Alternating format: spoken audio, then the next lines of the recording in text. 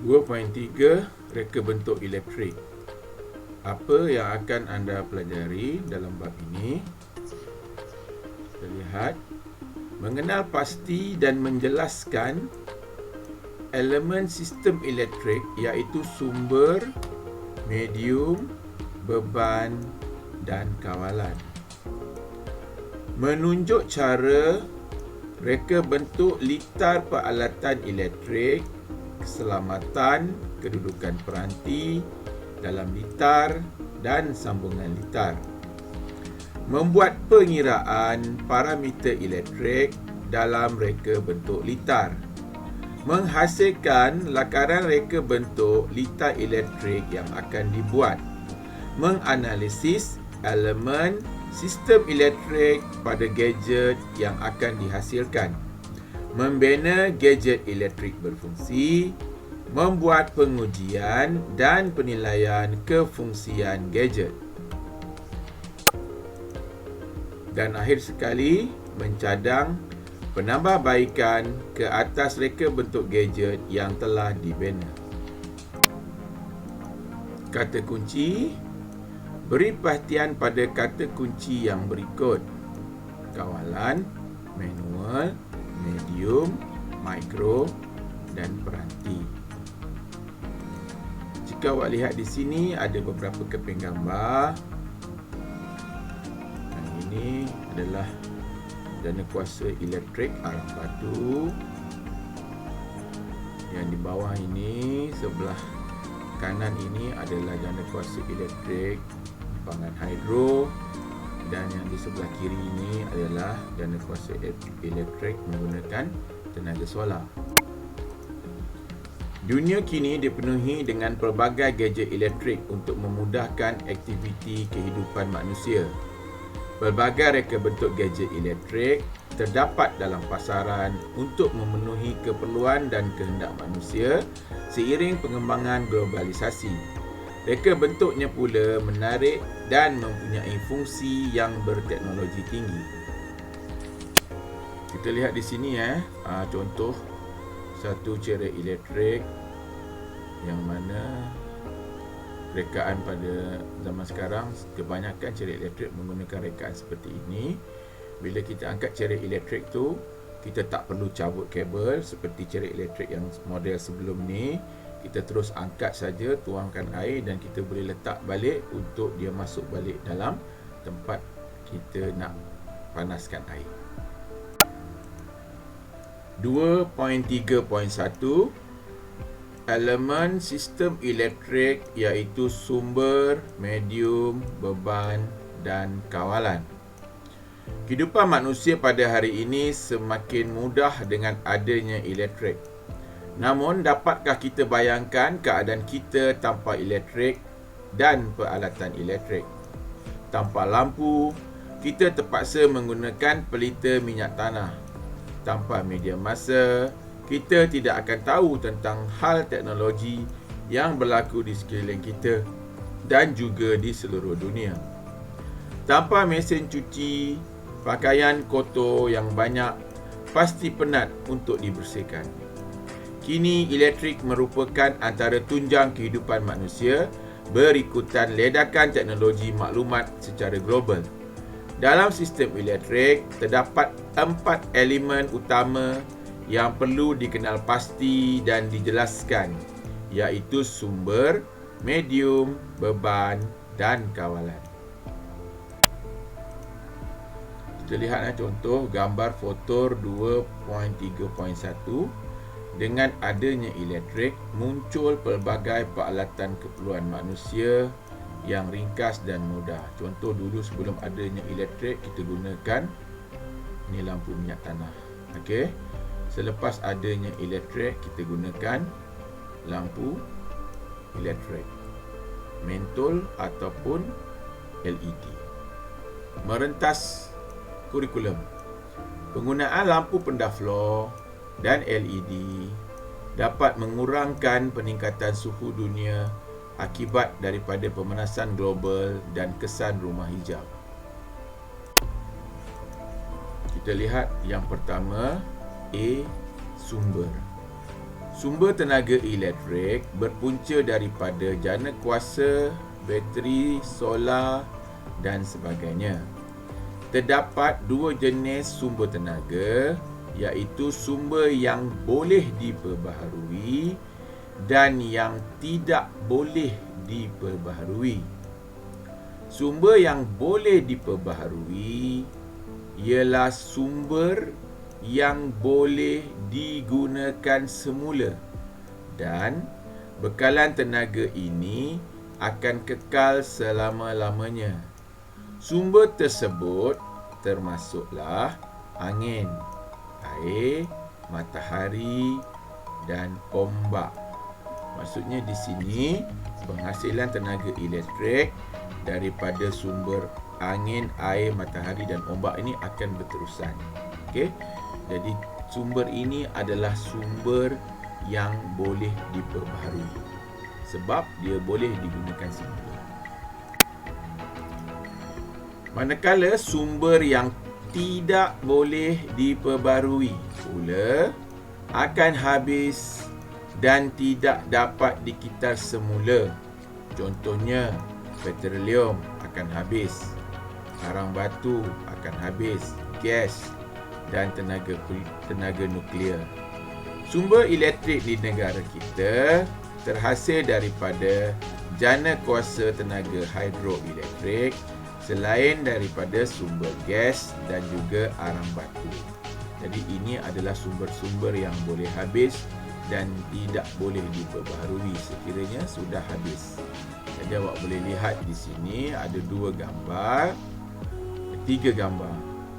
Yang pertama di atas kali ini adalah empangan elektrik daripada tenaga air, empangan hidroelektrik. Yang kedua di bawah ini elektrik yang terhasil daripada tenaga angin. Dan yang di bawah sekali adalah tenaga elektrik yang terhasil daripada cahaya matahari, tenaga solar. Kita lihat di sini Rajah 2.3.1 proses penjanaan hidroelektrik. Awak boleh lihat di sini sumber air yang masuk, iaitu air daripada empangan sungai. Okey, apabila air ini lalu melalui satu terowong air dengan laju menggerakkan turbin. Okey, menggerakkan turbin. Setelah itu air ini keluar ke bawah sungai. Manakala pergerakan turbin ini akan menggerakkan generator dan menghasilkan tenaga elektrik disalurkan kepada transformer dan disalurkan kepada kabel penghantaran tenaga elektrik, yang mana kabel ini dipasang pada menara penghantaran tenaga elektrik dan disalurkan terus ke rumah kita. Merentas kurikulum. Di Malaysia terdapat beberapa buah empangan hidroelektrik. Pembinaan empangan ini dipengaruhi oleh faktor keadaan bentuk muka bumi tanah tinggi di Malaysia serta bekalan hujan lebat yang diterima yang membekalkan air yang banyak dan deras sepanjang tahun kepada sungai dan empangan hidroelektrik. Contoh stesen jana kuasa hidroelektrik yang terdapat di negara kita termasuklah di mana? Di empangan Kenyir, Terengganu, empangan Temenggur di Perak dan empangan Pergau di Kelantan dan juga di empangan Bakun di Sarawak. Kita lihat yang kedua, B, medium. Apa dia medium? Medium ialah pengantara antara sumber dengan beban. Medium berfungsi untuk mengalirkan arus elektrik dan medium terbahagi kepada dua jenis, iaitu medium yang berwayar dan medium tanpa wayar. Kita lihat contoh gambar di sini, medium berwayar dan tanpa wayar. Berwayar contoh yang diberi dalam gambar foto 2.3.3, medium berwayar dan medium tanpa wayar. Medium berwayar ialah seperti kipas contohnya. Ada lagi banyak TV, komputer, pembersih hampa gas. Semua yang ada wayar dipanggil sebagai berwayar. Tanpa wayar contohnya adalah peralatan yang menggunakan bateri. Dalam gambar ini kita lihat telefon bimbit. Seperti lagi contoh kita gunakan alat drill yang menggunakan bateri. Itu juga contoh peralatan elektrik tanpa wayar sebab menggunakan bateri. Walaupun perlu di-charge dengan menggunakan wayar, selepas charge, alat itu boleh berfungsi tanpa penggunaan wayar kerana di dalamnya terdapat bateri. C. Beban. Beban itu ialah sebarang peralatan elektrik yang disambungkan pada litar elektrik untuk membolehkannya berfungsi dan beroperasi. Jadi sebarang peralatan elektrik yang melengkapi ciri-ciri ini dipanggil sebagai beban. Beban kepada apa? Beban kepada elektrik kerana alat itu menggunakan elektrik. Beban akan menghasilkan kesan seperti kesan cahaya, beban daripada mentol, putaran kipas daripada motor elektrik juga dianggap beban, dan bunyi daripada pembesar suara juga dianggap sebagai beban kepada elektrik. Kita lihat gambar foto 2.3.4. Beban yang digunakan menghasilkan kesan putaran daripada motor elektrik pada pengadun makanan. So, di dalam pengadun makanan ini terdapatnya motor elektrik di sini. Okey. Dan bila kita pasangkan suis, berpusing saja motor elektrik, berpusing saja pengadun makanan ini, maka terjadilah beban kepada elektrik tersebut. Dan yang akhir iaitu D. Kawalan. Apa dia kawalan? Kawalan bermaksud pengawalan arus elektrik secara selamat, iaitu dengan cara memutus dan menyambungkan litar. Kawalan elektrik juga dapat dilakukan sama ada secara manual atau automatik. Kita lihat gambar foto 2.3.5. Kawalan suhu secara manual pada setrika. Maksudnya sekiranya awak ada setrika elektrik, awak boleh kawal suhu itu di tombol button yang ada di dalam setrika elektrik yang bulat ni dalam gambar ni. Dan gambar foto 2.3.6, kawalan suis secara automatik pada pemutus litar. Ini automatik. Selepas dia terputus ataupun memutuskan bekalan elektrik, sekiranya ada litar pintas yang berlaku, kita kena angkat balik tombol switch ini untuk menghidupkan. Maksudnya dia putus tu secara automatik. Dia memutuskan lebihan elektrik yang masuk ke rumah itu, yang cuba masuk ke rumah itu secara automatik. E. Jenis-jenis arus. Yang pertama ialah arus ulang-alik atau dikenali sebagai AU. Sistem penjanaan dan pengagihan elektrik dari stesen janakuasa hingga ke rumah adalah menggunakan arus elektrik jenis arus ulang-alik. Voltan bagi arus jenis ini boleh dinaikkan dan diturunkan menggunakan transformer.